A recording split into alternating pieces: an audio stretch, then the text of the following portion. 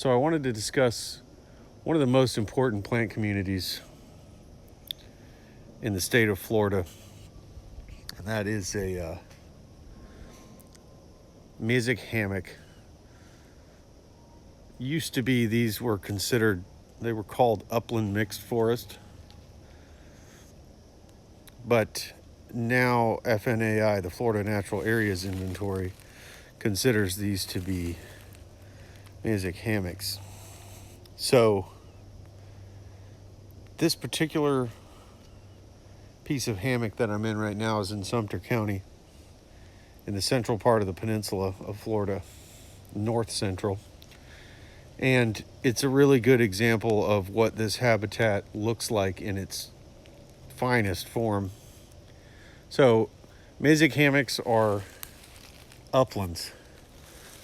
They're uplands that have been sheltered from fire naturally. So this particular place is near Lake Panisofsky. It's on an island in the middle of a large floodplain swamp. So fire doesn't burn out here. It's completely protected on all sides by a deeply flooded forest almost all year long. So has a closed canopy. Mesic hammocks are, some people call them, you'll hear them referred to as a climax community. They are basically, in terms of the biodiversity index, they're the most diverse habitat in the peninsula of Florida. Hydric hammocks can be very diverse too, but they tend to lack in the understory. This type of Mesic hammock is really, really diverse. You've got your basic species composition is, in the overstory, is going to be live oak, laurel oak, pignut hickory, southern magnolia, sweet gum, and then scattered in you'll probably have cabbage palms, sometimes more abundant than others.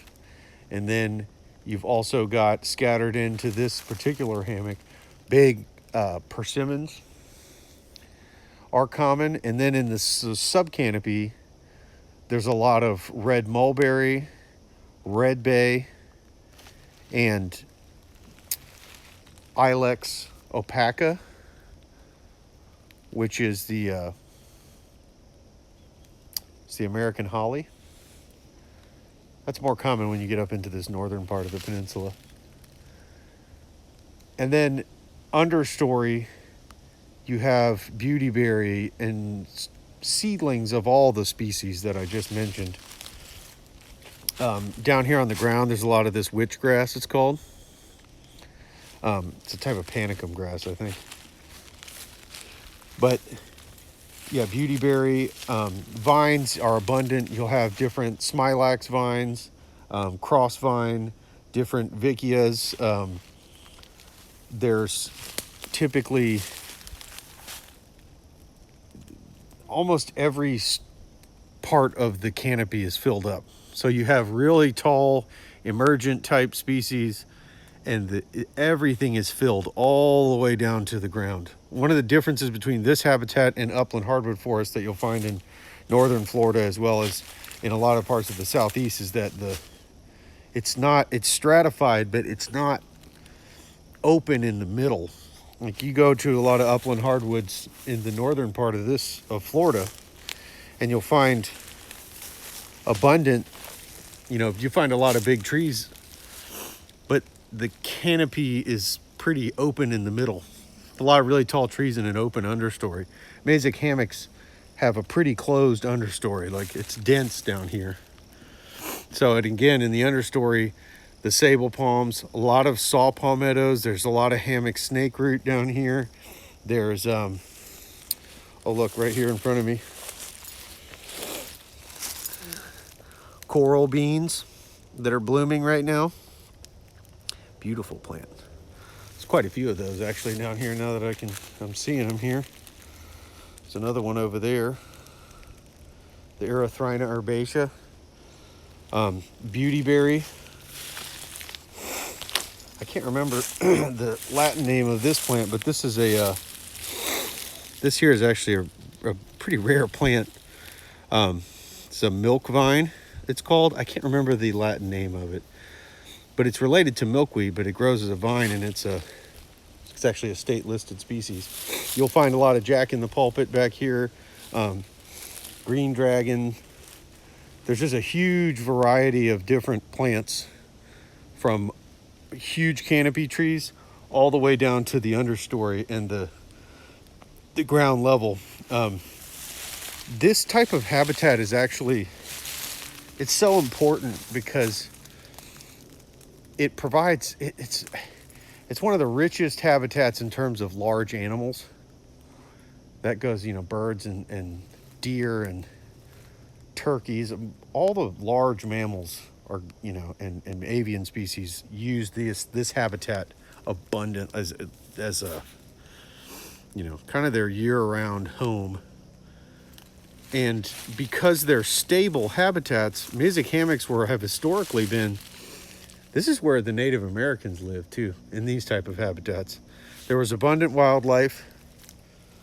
They're dry. These are uplands. These don't flood except for in the deepest flooding events.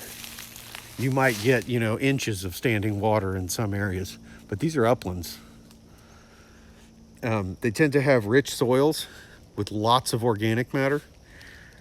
Bottom line is that people have settled almost all of the historic hammock. This is where, wouldn't you want to come and build your house back here?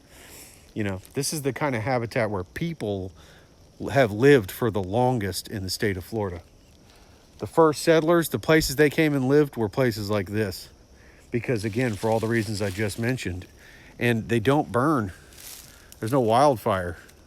So if you were living in Florida 300 years ago, you didn't want to live out in the open pinelands because fires were really common. They happened all the time.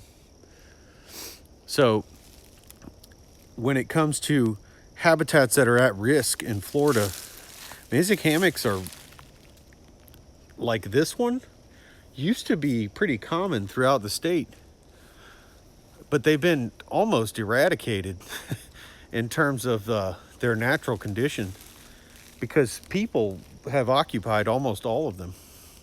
So, again, you find them on the edges of floodplains, along river berms, like along alluvial berms. You find them on the edges of lakes, islands within swamps. Any areas that are naturally protected from fire, uplands that are sheltered from fire will become Mesic hammock over time. And depending on where you are in the state, will kind of determine what the diversity in the species makeup is. So if you're trying to recreate a landscape in your yard or on your land, Mesic hammocks are really the ideal habitat to try to recreate. They're shady, they have a lot of diversity, they attract a ton of wildlife, and they don't need to be burned. They don't need fire. Fire is only important maybe on the edges of them if they grade into pinelands or something like that. But for the most part, the management of these habitats is really just make sure that things like feral hogs don't get out of control and that invasive plants don't get overrun, because they are susceptible to that. To certain kinds of invasive species can take advantage of this habitat, quite easily. But if you're going to recreate something around your land, and this is why I have a hammock garden, at my house, because again, it's diverse. You get to plant a lot of species, and eventually all that it requires you to do is just add organic matter and let the trees grow. Just let it grow. Nothing in here is pruned. Nothing in here is managed, really. It's a very stable. These systems can persist for thousands of years in an unchanged state. And the trees get huge. These are the type of habitats where you find the giant live oaks and hickories, and kind of the most romantic image of upland forest. So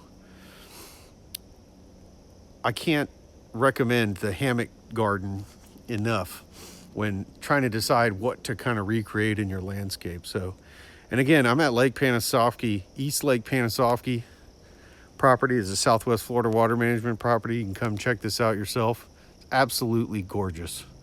So I will be doing more videos about Mesic hammocks. Check it out.